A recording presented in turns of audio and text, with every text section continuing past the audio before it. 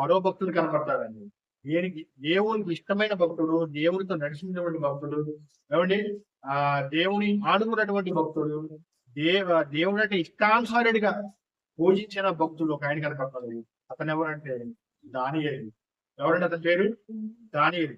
ఒక సంస్థను చూసాము. సింహాన్ని చీల్చి వేసిన వారు ఒక సంస్థను చూసాము. ఏమంటే ఎలుగుబంటిని సైతం ఒక సింహాన్ని చంపిన వారు ఒక దావీదును చూసారు. ఒక మరొక భక్తుడు కనపడతారు. ఎవరండి దానియేలు. దానియేలు గారు మనం చూస్తే ప్రియమైన వృద్ధులారా, సింహాన్ని వెంటాడి చంపిన వారు దావీదు కనపడతారు. యుక్త వయసులో ఉన్నటువంటి సింహాన్ని ఎదిరించిన బలవంతుడు సంసోను కనబడతాడు. కానీ సింహపు బోనులోకి వెళ్ళి తన విశ్వాసం పట్ల దేవుడు అతనికి తోడుగా ఉంటాడు. ఎవరికి? దానియేలు. సింహాన్ని బోనులో వేసేసారు. ఎవరిని? దానియేలు. ఎవరి? దర్యావేషు పరిపాలించిన కాలం అని రాజుగా పరిపాలిస్తున్నాడు. దానియేలేమో తన రాజుకు మొక్కట్లేదు. జీవం గల దేవుణ్ణి మొక్కుతున్నాడు. జీవం గల దేవుణ్ణి ప్రార్థన చేస్తున్నాడు. జీవం గల దేవుడి వైపు చెప్తున్నాడు. ఇది నచ్చక అక్కడ ఉన్న రాజు మాత్రము మంచోడే. కానీ రాజు దగ్గర ఉన్న బంట్రోతులు ఉంటారు కానీ బంట్రోతులకి దానియేలు మీద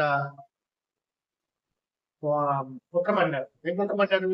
దానియేలు ఎలాగైనా సరే శిక్ష వేయించాలి, దానియేలు ఎలాగైనా సరే సింహపు బోను వేయించాలని, దానియేలు ఎక్కడ దొరుకుతాడని చెప్పేసి వెతుకుతూ ఉన్నారు. ఎవరి మీద కక్ష పెట్టారు? దానియేలు మీద. ఎవరు కక్ష పెట్టారు? రాజుగారి దగ్గర ఉన్న ఆ బంట్రోతులు దానియేలు మీద కక్ష పెట్టారు. దానియేలు మాత్రము జీవం గల దేవుని వైపే ఉన్నారు. జీవం గల దేవుని వైపు ప్రార్థన చేస్తారు. దేవునికి లోబడ్డాడు. దేవుని ఇష్టాన్ని నెరవేరుస్తున్నాడు. దేవునికి ఆనుకుని భక్తుడు ఎవరు? దానియేలు గారు. మరి దానియేలు గారి కాలంలో ఏం జరిగిందో ఒకసారి చూడప్రియమైన దేవుడున్నారా? దానియేలు గారు 6వ అధ్యాయం 16వ వచనం. అక్కడ రాజు ఆజ్ఞేయుగా బంట్రోతులను దానిలో పట్టుకొని పోయి సింహములు గుహలలో పడదోసింది. అక్కడేమో సింహపు దారిలో ఉన్న వారిని సింహపు అటాక్ చేసింది. ఎవరిని? సంసోను. సింహపు ఆ దారిలో ఉన్నప్పుడు సంసోను అటాక్ చేసినప్పుడు సంసోను దాన్ని నివారించాడు, దాన్ని చంపివేయడం జరిగింది.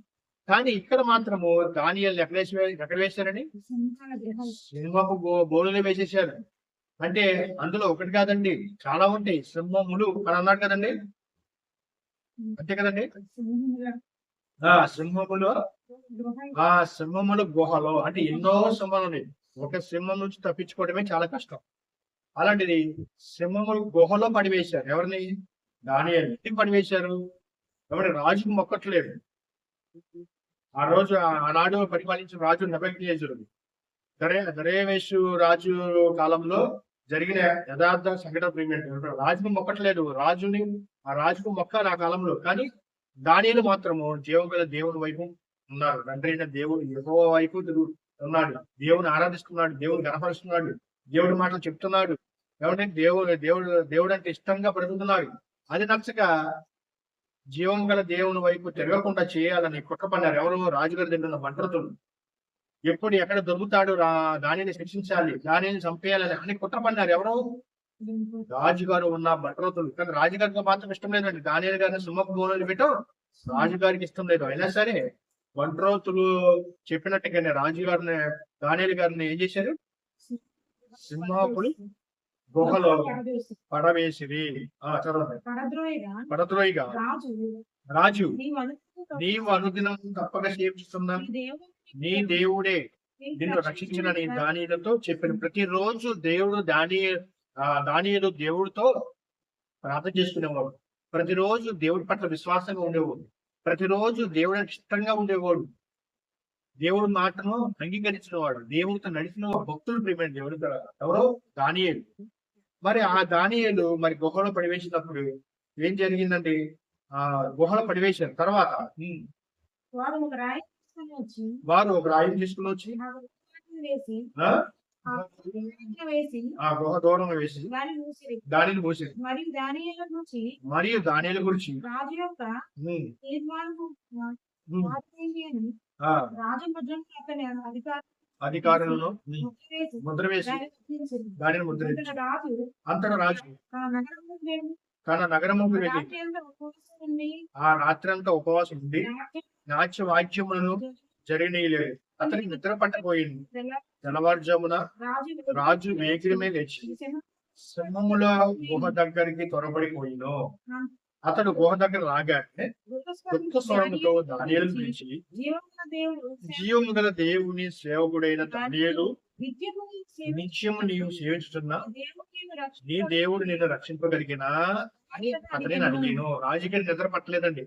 ఎప్పుడు తెల్లవారు అవుతుంది, ఎప్పుడు దానియేలు పడివేసిన గుహ దగ్గరికి వెళ్ళాలి అని ఆలోచిస్తూ ఉన్నాడండి ఎవరో రాజు. వెంటనే ఆయన నిద్రలేకంగానే ఎక్కడికి వెళ్ళాడు? దానియేలుని పడివేసిన గుహ దగ్గరికి వెళ్ళగానే జీవము గల దేవుని సేవకుడైన దానియేలు, నీవు సేవించుచున్న నీ దేవుడు నిన్ను రక్షింపగలిగినా అని అతన్ని అడిగాను. అందుకు దాని వెంటనే ప్రశ్న వేసి అంతనే సమాధానం చెప్తున్నాడు దానియేలు. రాజు చిరకాలము జీవించును గాక అని చెప్పగానే చాలా ఆశ్చర్యపోయాడు. ప్రియమైన చాలా ఆశ్చర్యపోయాడు. ఎందుకంటే సింహపు బోనులో పడివేసిన తర్వాత కనీసం అవి పడవేయక మునిపే సింహాలు ఏం చేస్తాయి తెలుసా? పీసు పీసు కోరి తినేస్తాయి.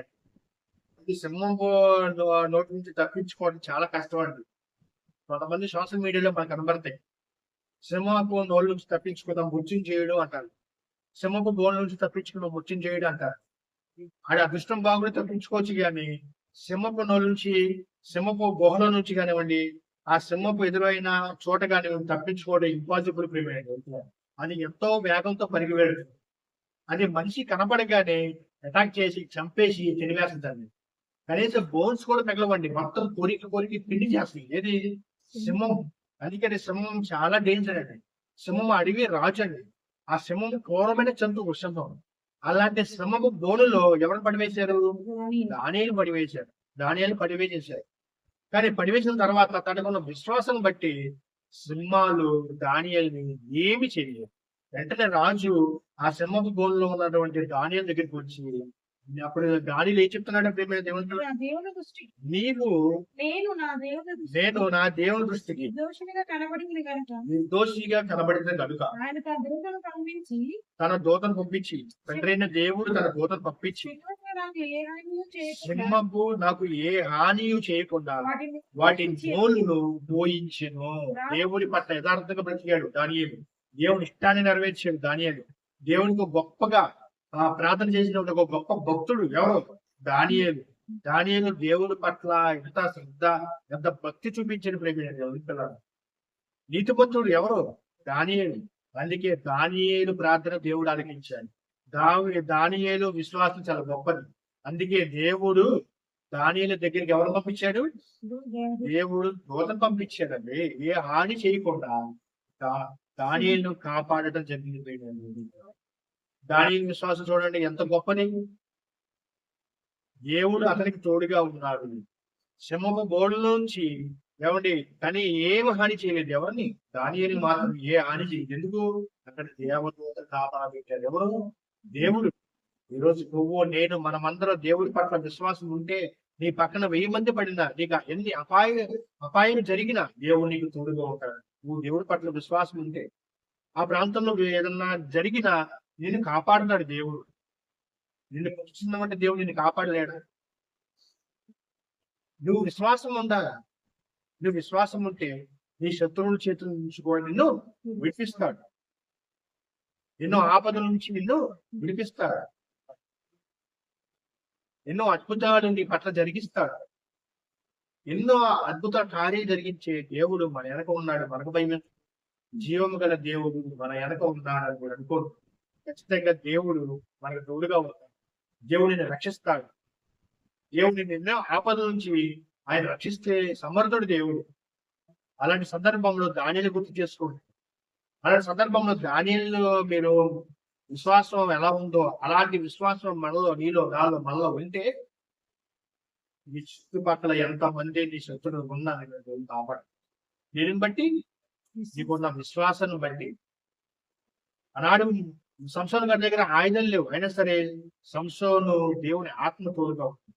దేవుని ఆత్మ అతను ప్రేరేపింపగా అతడు సింహాన్ని నోరుని చీల్చినటువంటి ఒక గొప్ప నాయకుడిగా, యోధుడిగా, బలవంతుడిగా మనకి కనబడతాడు సంసోను. అలాగే దావీదు, దావీదు కాసినటువంటి మందలో, ఆ దావీదు కాస్తున్న ఆ మందలో, ఆ గొర్రె పిల్లల మందలో ఒక ఎలుగుబంటి, ఒక సింహం వచ్చి అటాక్ చేస్తున్నప్పుడు వాటిని చంపి ఆ మేక పిల్లని విడిపించిన ఒక గొప్ప భక్తుడు, బలవంతుడు దావీదు కనబడతాడు. ఒక దానియేలు ఒక సింహపు బోనులో పడివేసినా సరే సింహాన్ని అటాక్ చేయలేదు. అయినా సరే దానియేలుని దేవుడు రక్షించాడు. దేన్ని బట్టి? విశ్వాసం. అదంతా జరిగిన తర్వాత రాజు ఏం చేశాడండి? 29వ చూడండి. రాజు ఇద్దరు కూర్చి సంతోషపరుతుడే దానియేలును గుహల నుండి పైకి తీయడని ఆజ్ఞ ఇచ్చాడు. ఎప్పుడైతే దానియేలు విశ్వాసం చూశాడో, దానియేలు దేవుడే మన దేవుడు, జీవమగల దేవుడు దానియేలుకి ఎలాగ తోడుగా ఉన్నాడో మనకు కూడా అలాగే తోడుగా ఉన్నాడని తెలిసి రాజు ఆశ్చర్యపడిపోయి అక్కడ ఉన్న బంట్రోతులు పిలిపించి, అక్కడ ఉన్న సేవకులు పిలిపించి, అక్కడ ఉన్న వారి పనివారిని పిలిపించి బోనులో ఉన్న దానియేలు ఏం చేశారు? పైకి లాగాడు. పైకి లాగేసిన తర్వాత ఎవరిని పడివేశారు? చదవండి. రాజు ఆజ్ఞ దానియేలు మీద నింద మోపిన ఆ మనుషులకు వారు తొడుగున వచ్చి సింహముల గుహలో పడదోసింది. వారిని, వారి కుమారులను, వారి వారి గుహ అడుగుకు రాక మునిపే సింహములు పాలైరి. సింహములు వారి ఎముకల సైతం పగలు కొరికి పొడి చేసి చంపివేసి ప్రేమేరు. దానియేలును బయటికి తీసివేసిన తర్వాత రాజు ఆజ్ఞించాడు, ఎవరైతే దానియేలు మీద కొట్టబడ్డారో, ఎవరైతే దానియేలు మీద అబద్ధ సాక్ష్యాలు చెప్పారో, ఎవరైతే దానియేలుని చంపాలని చూశాడో వారందరినీ తీసుకురమ్మని ఆజ్ఞ ఇచ్చారు. ఎవరు? రాజు ఆజ్ఞ ఇవ్వగానే వారు వెళ్ళి వారితోనే కాకుండా వారి పిల్లలను, వారి భార్యలను, వారిని కుటుంబ సమేతంగా వారిని పిలిపించి తీసుకెళ్లి వచ్చి ఏమండి సింహపు గుహలో పడవేశారు. పడవేయకుండానే సింహాలు వారిని కట్టుకొని చాలా ఘోరంగా చీల్చి చంపేసి వారందరూ చంపివేయడం జరిగింది. కానీ దానియేలు రక్షించబడ్డాడు. దేని బట్టి? విశ్వాసాన్ని బట్టి. ఏమంటే సింహాలు ఎంతో ఆకలిగా ఉంటాయి, మనిషిని చూడగానే చీల్చి చంపేస్తాయి. అలాంటి సింహాల నుంచి తప్పించుకున్నటువంటి భక్తులు మనకు కనబడతారు. ఒక సంస్థను చూసాం, ఒక దావి చూసాం, ఒక దానియేలు గారిని చూసాము, ఒక బెనయ్య గారు ఉన్నారు. అలాంటి చూసుకుంటూ పోతే పాత నిబంధనలు చూసాము, పాత నిబంధనలు భక్తులు చూసాము. మరి కొత్త నిబంధనలో కూడా ఒక భక్తుడు కనపడతారండి.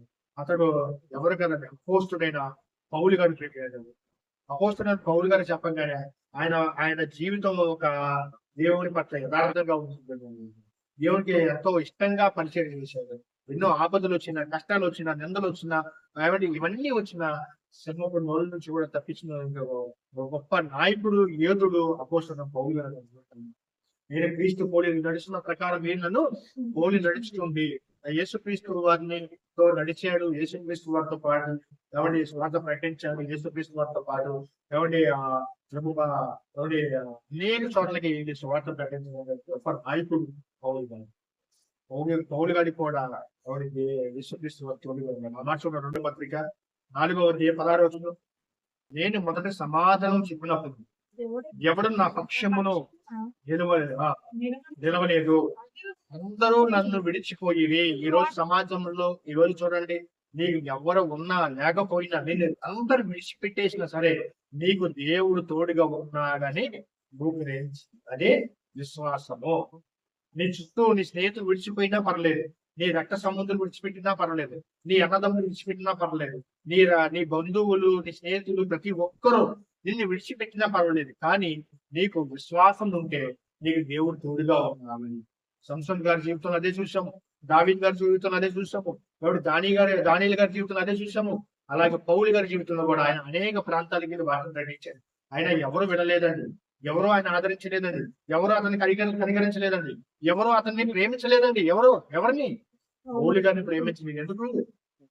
వాక్యం చెబుతున్నాడు, అనేక ప్రాంతాలకు వెళ్తున్నాడు, కానీ ఆయనకి సహాయం చేయలేదు.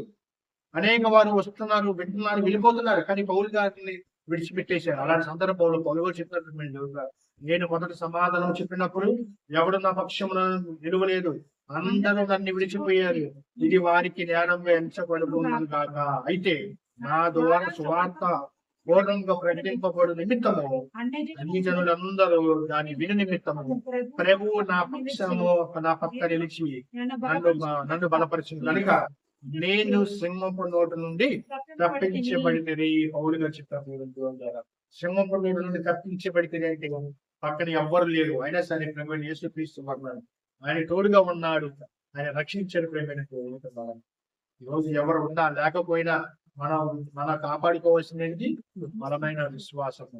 ఈ విశ్వాసం పట్టుదల కలిగిన విశ్వాసంగా ఉందా, లేకపోతే అమూల్యమైన విశ్వాసంగా ఉందా, లేక మృతమైన విశ్వాసంగా ఉందా? ఒకసారి మనం రక్షించాలి. కొత్త నిబంధనల విశ్వాసం వీరు చాలా మంది కనపడతారు. విశ్వాసం బట్టి రక్షించబడిన వారు ఎంతో మంది స్వస్థత కలిగేసిన వారు కనపడతారు. యేసుక్రీస్తు వారి దగ్గరికి ఒక ఎవరికి కనాని స్త్రీ ఒక ఆవిడ వచ్చింది, తన కుమార్తెకి దయ్యం పట్టినటువంటి ఆ కుమార్తె దయ్యం పట్టినటువంటి ఆమెని ఎవరి యేసుక్రీస్తు వారి దగ్గరికి వెళ్తే తన కుమార్తె బాగుపడుతుందనే సంగతి విని యేసుక్రీస్తు వారితో ప్రయాణం చేసింది, యేసుక్రీస్తు వారితో వచ్చింది. అటువంటి ఆమె దేవుడి యేసుక్రీస్తు వారి దగ్గర రాగానే నా కుమార్తె దయ్యం పట్టిందనగానే, అమ్మ నీ విశ్వాసము గొప్పది, నువ్వు అనుకున్నట్టే జరిగిందనగానే తన కుమార్తె పెట్టినటువంటి దయ్యం విడిచిపెట్టి వదిలిపోయింది. తన కుమార్తె స్వస్థత పొందింది. ఇలాగా మన కొత్త నిబంధనలో చూస్తుంటే ఏమంటే స్వస్థత జరిగిన వారు ఎంతో మంది కనపడతారు. గుడ్డి వారికి ఏమంటే యేసుప్రేమ వారు గుట్టి నీ విశ్వాసము నిన్ను స్వస్థపరిచిను అంటే నీ విశ్వాసము నిన్ను స్వస్థపరిచిన చెప్పినప్పుడు ఏమంటే గుడ్డి వారికి కళ్ళు వచ్చినటువంటి సందర్భాలు మనకు కనపడతాయి. ఏమంటే మోగవారికి నోరు వచ్చిన సందర్భాలు మనకు కనపడతాయి. చెవిటి వారికి నోరు వచ్చింది, చెవులు వినబడిన సందర్భాలు మనకు కనపడతాయి. కళ్ళు లేని వారి కళ్ళు, కాళ్ళు లేని వారి కాళ్ళు, ఇలాగ వారి జీవితాలు మనం చూసుకొని కొత్త నిబంధనలు యేసుక్రీస్తు వారి దగ్గరికి వచ్చినప్పుడు అనేక మంది వారికి స్వస్థత జరిగినటువంటి దీన్ని బట్టి విశ్వాసాన్ని బట్టి విశ్వాసం. పౌలు గారి అంగి పట్టినప్పుడు కూడా విశ్వాసంతో తనకున్న రోగాలు పోయిన వారి సందర్భం చాలా మంది కనబడతారు. దీన్ని బట్టి విశ్వాసంతో ఈరోజు మన విశ్వాసం కూడా అలా ఉందో లేదో పరీక్షించుకోవాలి. మనం చనిపోయే వరకు మన విశ్వాసం పట్టుదలగా ఉండాలి. మనం చనిపోయిన వరకు మన విశ్వాసంతో గొప్పదిగా ఉండదు, విశ్వాసంతో ముందుకు వెళ్ళాలి. పట్టుగా ప్రేమించడం విశ్వాసం ఎంతో నమ్మకం ఏంటంటే సింహపు నోళ్ళను కూడా ఓడించబడిన విశ్వాసంతో వీరుడు కొంతమంది చూసాం తండ్రి. అలాంటి విశ్వాసంగా తండ్రి అందరూ తండ్రి చేరవచ్చిన అందరం దీవించాల్సింది. విశ్వాసం ఎంతో ప్రాముఖ్యమైనది. మరణించిన తర్వాత నా విశ్వాసం ద్వారా నన్ను గొప్ప ప్రతిభ పొందాలని ఆలోచనతో అందరం విశ్వాసంగా సాగించాలి. మాట నేను ఇంత గొప్ప మాటలు తండ్రి ఉన్న వారందరూ దీవించే అవసరం. క్రీస్తు పేరట